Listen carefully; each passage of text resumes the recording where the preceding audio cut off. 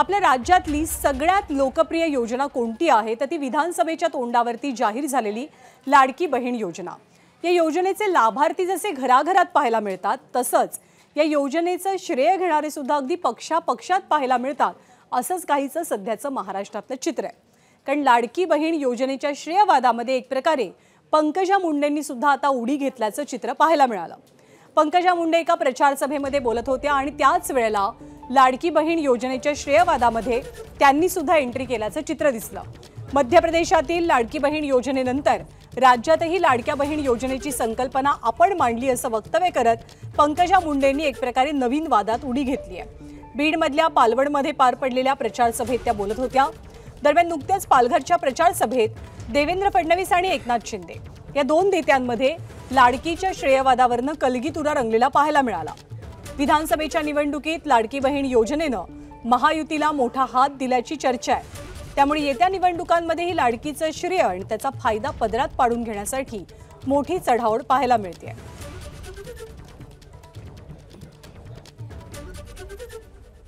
तर पंकजा मुंडेंनी लाडकी बहीण या योजनेसंदर्भात बोलताना नेमका दावा काय केला आणि याच सोबत आपली पालकमंत्री पदाची सुप्त इच्छा सुद्धा पुन्हा एकदा त्यांनी कशी बोलून दाखवली तेही पाहूया। लाडकी बहीण या सरकारने केलेलं आहे, ही माझी कल्पना आहे, शंकर देशमुख म्हणाले असं माझं म्हणणं नाही, मी स्वतःला एवढं मोठं नाही समजत, पण मी मध्य प्रदेशची निवडणूक हाताळली, शिवराजजी चव्हाणांनी लाडकी बहीण योजना आणली आणि माझ्या परळीमध्ये सभा होती तेव्हा एकनाथ शिंदे साहेब आणि देवेंद्रजी फडणवीस मुख्यमंत्री तेव्हा उपमुख्यमंत्री होते, एकनाथ शिंदे मुख्यमंत्री होते।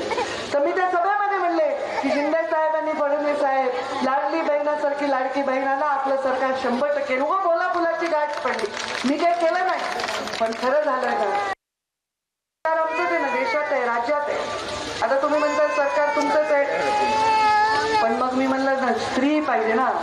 आता या सगळ्या टीमच्या मागे मी आहे आणि मी पालक आहे तुमची, मी संपर्क मंत्री आहे, मी वचन दिलंय की नगर अध्यक्ष निवडून द्या, नगरपालिका ताब्यात द्या, दर 3 महिन्याला मी नगरपालिकेची स्वतः बैठक घेईन।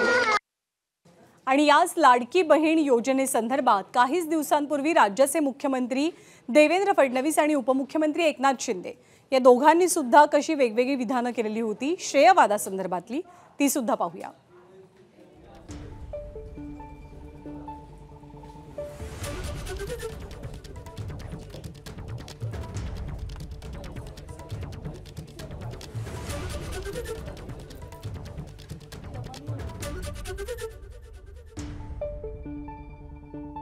विधानसभेचा विजय प्राप्त झाल्याबरोबर त्या ठिकाणी अनेकांनी बोलणं सुरू केलं, अरे भाजपच्या आणि महायुतीच्या एवढ्या जागा आल्या, आता हे काय करणार, तर म्हणाले आता हे लाडक्या बहिणीची योजना बंद करणार। 1 वर्ष झालं योजना सुरूच आहे आणि सगळ्या लाडक्या बहिणींना सांगतो जोपर्यंत तुमचा देवाभाऊ मुख्यमंत्री आहे लाडकी बहीण योजना सुरूच राहील, ती कोणी बंद करू शकत नाही। सर्व सभांमध्ये लाडक्या बहिणींची संख्या लक्षणीय दिसली, मला खूप जास्त दिसली। विधानसभेच्या निवडणुकीमध्ये जशी संख्या दिसली तशीच संख्या आता दिसते आणि म्हणून मी आपल्याला सांगतो की माझ्या लाडक्या बहिणींनी ठरवलेलं आहे यावेळेस काहीच नाही, फक्त धनुष्यबाण आणि एकनाथ शिंदे यालाच मतदान करायचं, अशा प्रकारचा संकल्प सगळ्यांनी केला आहे।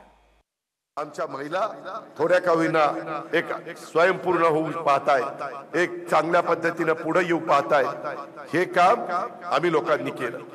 तुम्हाला माहिती आहे 25,000 कोटी रुपये दरवर्षी मला राज्य सरकारला ऊर्जा खात्याला द्यावे लागतात। माझ्या लाडक्या बहिणींच्या करता 45,000 कोटी रुपये आम्ही त्या चांद्यापासून बांध्यापर्यंत लाडक्या बहिणींचा लाभार्थींना द्यायचं काम करत असतो। एबीपी माझा, उघडा डोळे बघा नीट।